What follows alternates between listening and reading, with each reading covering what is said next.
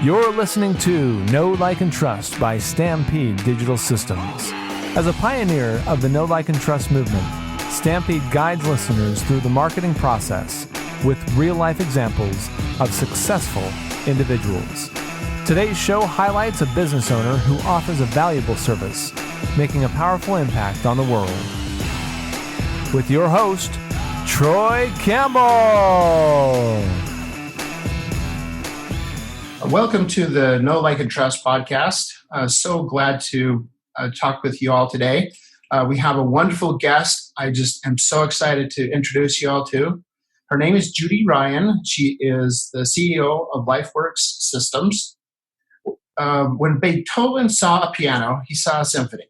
When Judy Ryan meets people, she sees the unseen beauty and truth beneath the surface and uncovers it. And that truth, the one that's really happening under the surface, is what we all need to see. The old ways of understanding human systems aren't working anymore. The way of superior versus inferior, or management versus employee, or parent versus child. They never really did, not with lasting, serious negative side effects. And our world is suffering because of this. We need a powerful, positive, and sustainable transformation. Judy's cultural transformation process and framework makes an impact that stays with people long after they learn. This is because she provides a way of being that becomes instilled in people at all ages in all roles. She translates culture evolution theory into actionable, concrete realities. She provides a new language and set of standardized professional behaviors that rely on best practices, intuition, and that push past limiting beliefs, allowing everyone to step into a powerful future.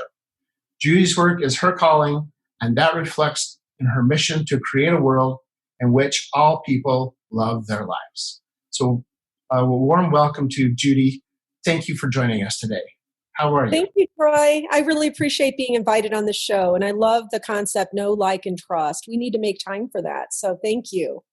You bet. Yeah, the purpose of the show really is introducing concepts and ideas just from the lives of the people who are working and struggling to figure out how to get people to know, like, and trust them so we can do business with them.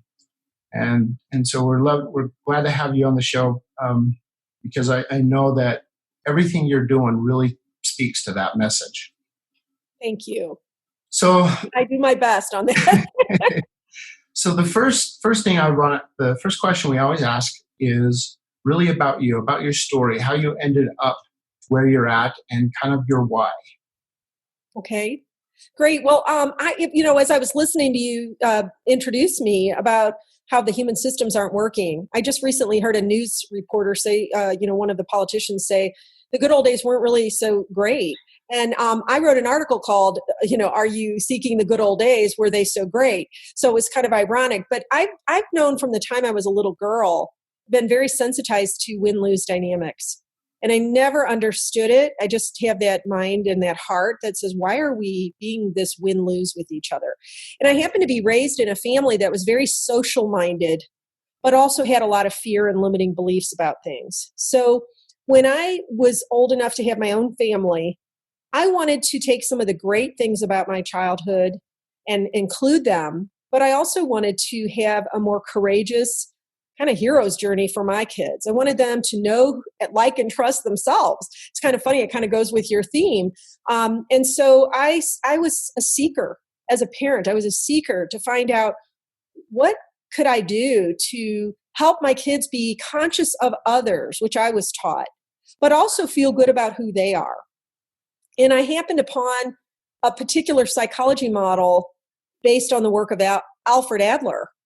And that was really important to me because what happened is, as I learned the approach that I learned, which is, still somewhat counterculture, starting to come into its own, I felt so liberated. I felt like it was a lot of missing pieces that helped me to heal things that had happened for me in life. Right. And also to see a way to help other people. And by that, what I mean is that in our way of raising human beings and families, schools, and even in business, we do all kinds of crazy things to try to help them be good citizens.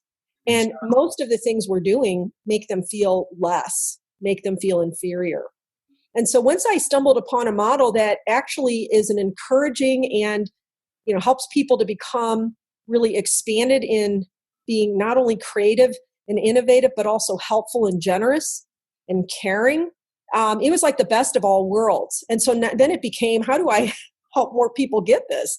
Right. So, that's kind of sounds a little vague, but Adler was actually around during the time of the bigger, psychologists like Freud and Jung, but he didn't get as much press. And I really believe it's because his psychology is a disruption to the win-lose power games that we play. And so I read a book about him last year that said that he had been about 100 years ahead of his time. And I had been saying that since the 80s. So that was kind of validating. And so what I realize is 100 years ahead of his time puts him right now. And I've kind of known for at least 20 years that what I'm doing was sort of out ahead of itself. And I'm real excited because it feels like it's coming into its own right now. But what that meant to my family was that we had a really unconventional family where we learned how to stop using punishment and threatening and bribing to get good behavior. And we were able to teach our children how to be have certain conditions so that they felt really strong in their care of themselves, but also their care of other people. Yeah. And that was like the winning solution. And to this day, I'm passionate about it, but I get frustrated because how can people not see that what they're doing is just continuously repeating kind of a negative pattern? I see that happening way more than it's not happening. That makes sense. Yeah, most of us are on autopilot. We don't intentionally start our business. We don't intentionally raise our children. We don't intentionally participate in civic society. We just go along and not ever think that there could be a way to frame it and behave that's more helpful and beneficial. Yeah, I think we're so in it. It's like we can't even recognize that we're in it. And so the first thing we always do is called spitting in the soup, which means we challenge the very cultures of control that are being used, and they're still being used, even if they have a velvet glove, like I'm going to dangle a carrot in front of you, or I'm going to praise you or criticize you, or I'm going to pamper you and spoil you. Those don't feel like control models, but they are. Right. And so we take those along with the more autocratic ways of behaving, and we really spit in the soup of that, because you could bring in all kinds of great ideas, but if you don't have that part dismantled, it's really going to be a failure over and over and over again. And so you're right, we're on autopilot. You're right, we don't necessarily question the foundational pieces like that. Well, that is so fascinating. And so this was really part of your hero's journey. You mentioned that earlier, and I love the hero's journey, the Luke Skywalker, getting his magic sword and saying, I'm on a quest to solve something. And so then as you went through your hero's journey and you found those answers, now suddenly you've become the Senex, the wise person, the Ben Kenobi in the story. And now you can mentor others and help them. And that's your passion. I feel so grateful that it is my passion, because I almost sort of stumbled into it, although I was always a seeker. But I don't even know that I considered it a hero's journey. I just realized recently that it was sort of against the stream. And in that sense, it took courage. But I also find joy in healing solutions. And so that's why I got crazy passionate about it, because I could see how incredibly life-giving it was and how much suffering could be alleviated if people just understood a little bit differently. Right. And in some cases, a lot differently. So what I wanted to care for the individual and the collective. I've seen it both the other way, where you care about developing the individual and people become very self-centered and very entitled. And I've seen it where the individual is almost shunned as important and it's all about the group. And neither of those extremes work. Exactly. There's that duality and both need to be served. Yes. Yeah. what's good for the state is good for the individual. What's good for the individual is good for the state.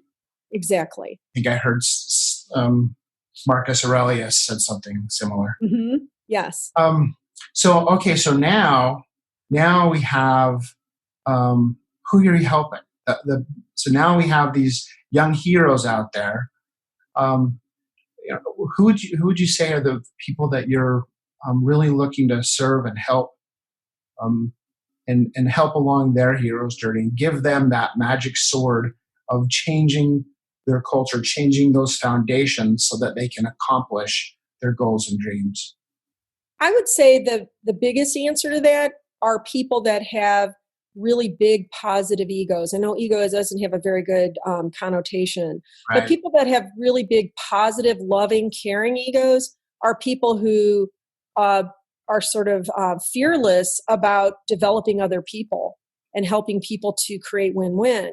So when I think about who do I bring this to, at best, it's the people that have that courage and that say, I want to value people more than even profit.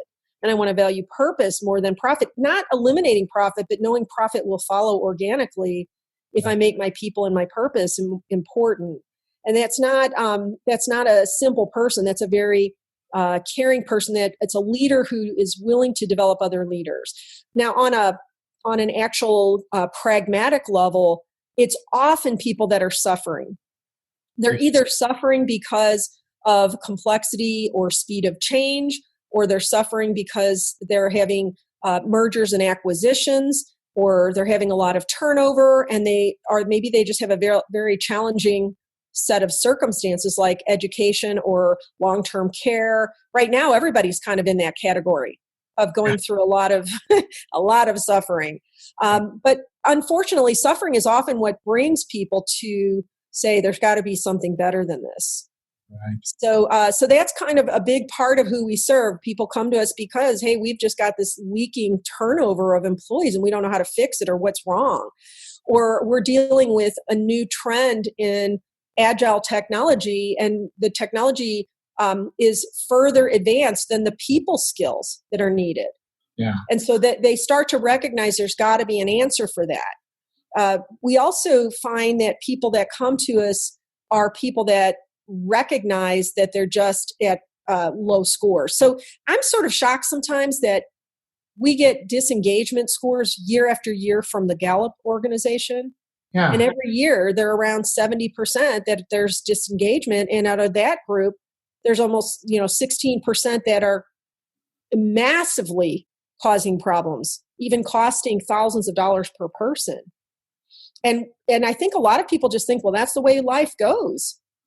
But when this model is brought in that we use based on Adler, we, like in a prison system where it's normally about the same amount of repeat reincarceration, Right. repeating the offensive and going in a cycle of crime, it's about the same as our disengagement level. It's about around 60 to 70% nationwide. And when this model was brought into a prison, that recidivism rate went down to 4%. And that's what we see in our client sites. We see people that recognize they have a problem, are willing to use this culture transformation process that we bring to them, and they really hold with it and they work through their discomfort. The results are incredible. I have a healthcare organization right now who literally has to design solutions on the fly. It's healthcare IT for a large organization. It's about a group of about 60 people. And I keep getting reports on how well they're working together because they don't have to overcome all the typical problems of low trust, low engagement, that sort of thing. Right. Yeah. I think that's huge. I love that story about the prison. I've often thought, why do we put these guys in a box and let them create their own culture? Yes. And then we let them out later. That's just crazy. But not only do we let them create their own culture, we support them in being in a monster box in our minds. Yes. Yeah. Whereas when people went in with this Adlerian approach, I'm sure, excuse me, I'm sure that they recognized, okay, these are the conditions and conversations that you and I both want. Because what I teach is that if you create the right conditions and conversations, people will not go into what's called inferiority complex. So we have all heard that phrase, inferiority complex. Oh, yeah. Adler was the one who actually coined that phrase. Oh, okay. And there's a new person today, Brene Brown, who speaks on the same topic. She just calls it shame and vulnerability, but she's really saying the same thing. If we don't deal with this high level of shame and inferiority, people will consistently go into uninterrupted struggles. Right. And so in the prisons, those are just an obvious example of uninterrupted struggles. But if we know the conditions that create people to not go into those struggles, we can go to a prison and we can say, hey, you're no different than I am. You want the same conditions and conversations that I want. You just have less faith that you know how to find them in a productive way. Exactly. So let's take you out of the monster box. You take you out of the monster box. And so, yeah, they do create their own culture because they're discouraged to begin with, or they wouldn't be misbehaving the way that they are. Right. Yeah. But if we as a society hold them in this place of you're bad, I'm good, we just created their problem to be bigger. Yep. Yep.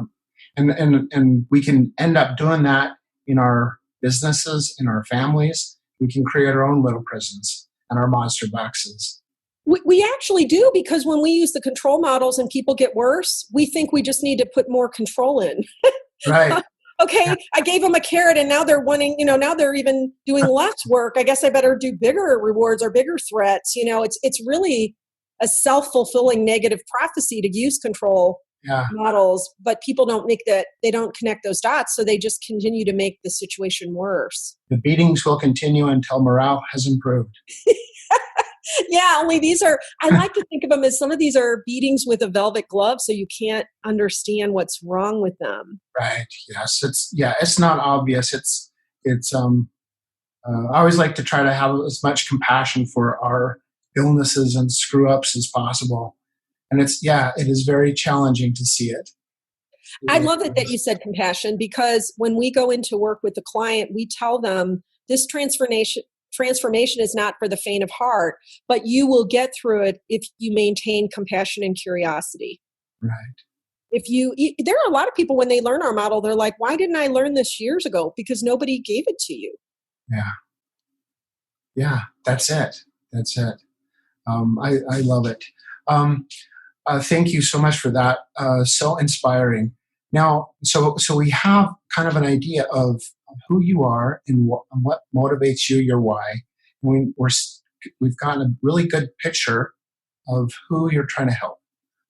So, a lot of our entrepreneur listeners are kind of in the same situation. They really love the people and they know who they are. They want to help.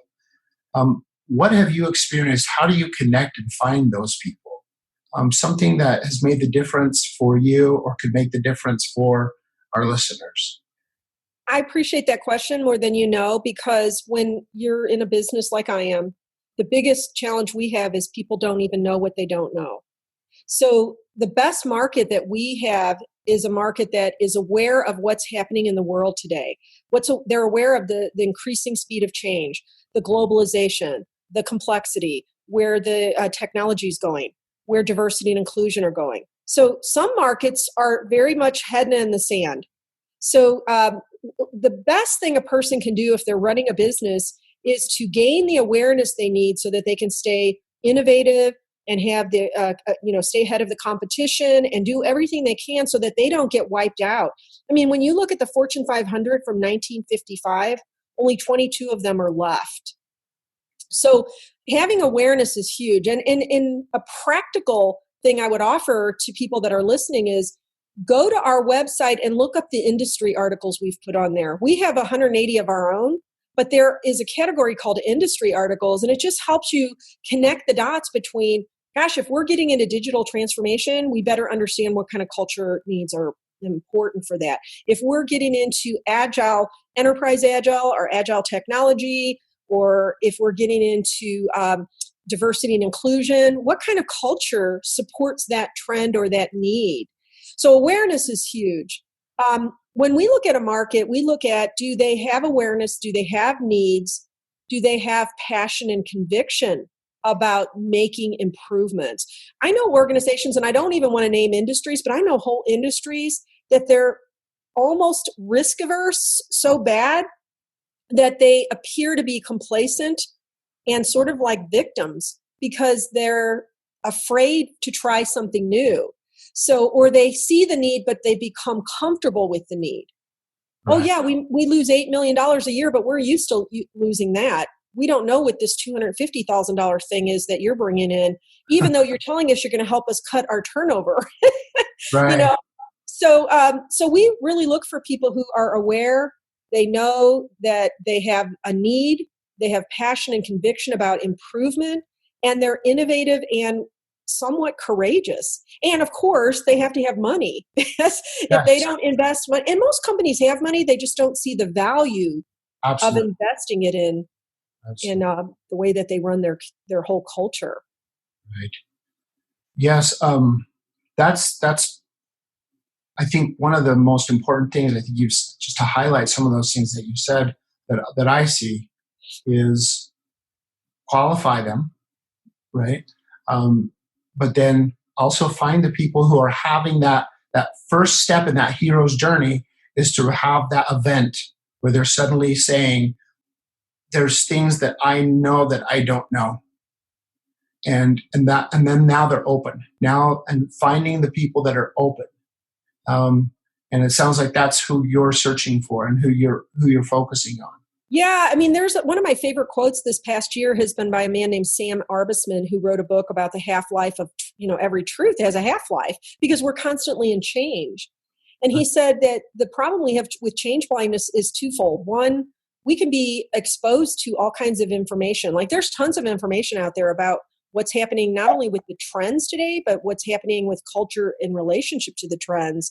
But people don't necessarily want to go out of their way to change. Like I just became a vegan in January. I have to go out of my way to be a vegan.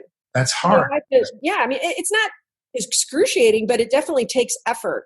And then the other thing that people have to do when they're changing is be willing to question their existing belief systems and practices and consider that they could be outdated. Now that sounds like a somewhat easy thing if you're just upgrading a phone.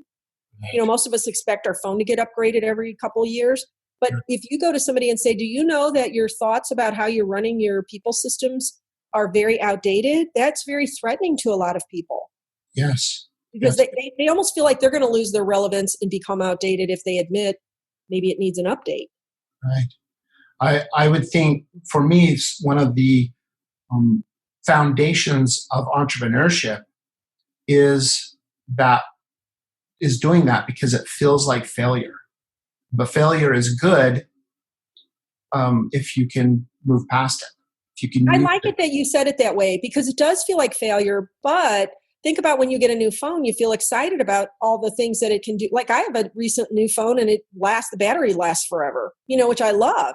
So if I can paint the picture, what I would tell business owners and leaders is you're going to like yourself so much more when you create these conditions that allow people to become very empowered, feel very seen, heard, and appreciated, which is a form of feeling lovable. Lovable does not mean being loved.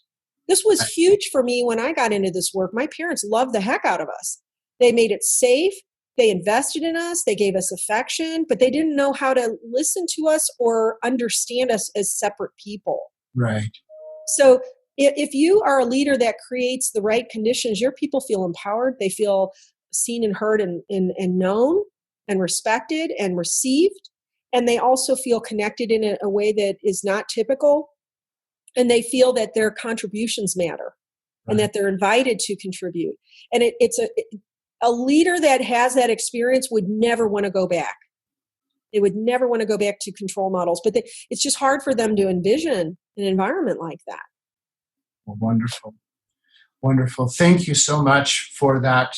I really think it's relevant, especially now. Technology has almost decentralized a lot of our operations. And in that decentralization, we need especially better cultural models to work through. We have to have people who are at home that can be motivated from the inside, not from kind of top down. And so this is a really good model just for how our current market is being set up and being created. You are so spot on. And I mean, there's been a lot of companies that have been going through struggles even within the same offices, right? Because they're policing all the time and they're helicopter managers and helicopter parents. But if they start to recognize, oh my gosh, in this condition of the pandemic, I can't even be there to police them. Right. That's when it really becomes evident. If you've developed your people to be internally motivated and to be really have a part in using their power rightly, you will find that you have nothing to be afraid of. But most people haven't developed that in people, and they don't even know how to begin. Even as simple as, can people have a decent conversation with their authority figure? Yeah. If they're in any need of any kind. The more communal we are as a community, the less problems we have between people and their authority figures. But we're not very communal. We're very I'm right, you're wrong, I win, you lose. Exactly. Well, Judy, we have learned to know you and like you, love you, and trust you. So thank you so much for being on our show today.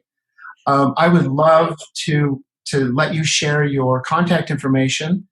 We always love in marketing, we always need, with every content we do, call to action. And so we'd love to let you kind of give out your contact information so that when we hear this, we can find out how to connect with you and take advantage of your services. Well, thank you for the invite for that. And I just want to encourage anybody listening, I would encourage you to take the action of reaching out to me on LinkedIn or Facebook or even my email. So my LinkedIn is Judy Ryan, or you can go to Lifework Systems. And life and work are singular, systems is plural. So Lifework is one word, and then systems. My email and website are the same, judy@lifeworksystems.com. My website is lifeworksystems.com. And the same for Facebook. You can go to Lifework Systems or Judy Ryan. And then if you go on my website, you can call me. My phone number's on there. My email address is on there. To me, I believe you can only know, like, and trust someone if you connect with them about your story. And I will make all the time you want for that. I'm not going to rush you through your story. I love to hear your story. So please reach out and get to know me and let me get to know you. And if you are a person that just likes a lot of information first before you take something like that, go to see our articles. There's over 200. Go to those industry articles that are written by Forbes and Inc. Go take some of our free webinars.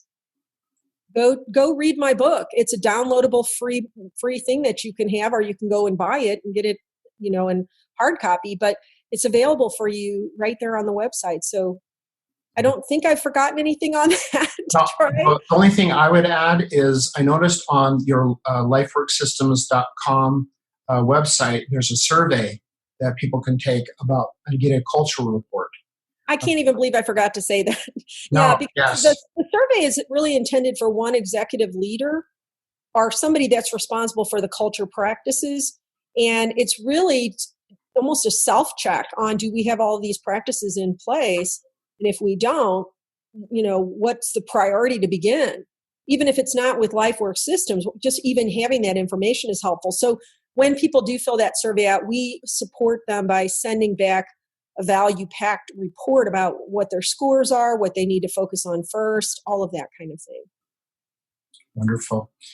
Well, thank you again. Thank you, listener. We are so honored that you're listening to the podcast, and we hope you keep coming back.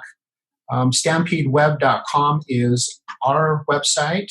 We're Stampede Digital Systems. We do podcasting, web development, web design, Facebook marketing, LinkedIn marketing, pretty much a full digital marketing company and can help you with your logos, videography, photography. Just give us a call. Let us know. We're at your service. And thank you again, Judy. Thank you, Troy. I really know, like, and trust you too. I'll even say it the way you said it. I know, love, and trust you already. Thank you. Thank you. You have been listening to Know, Like, Trust by Stampede Digital Systems. a part of the Stampede Podcast Network. The questions from today's interview have been adapted and simplified from the powerful marketing tool, the Sales Site Blueprint. To learn more and get the full set of questions to start your business on the Know, Like, Trust path, download your free Sales Site Blueprint today from stampedeweb.com. That's stampedeweb.com. Until next time, this is Be Rich, signing out.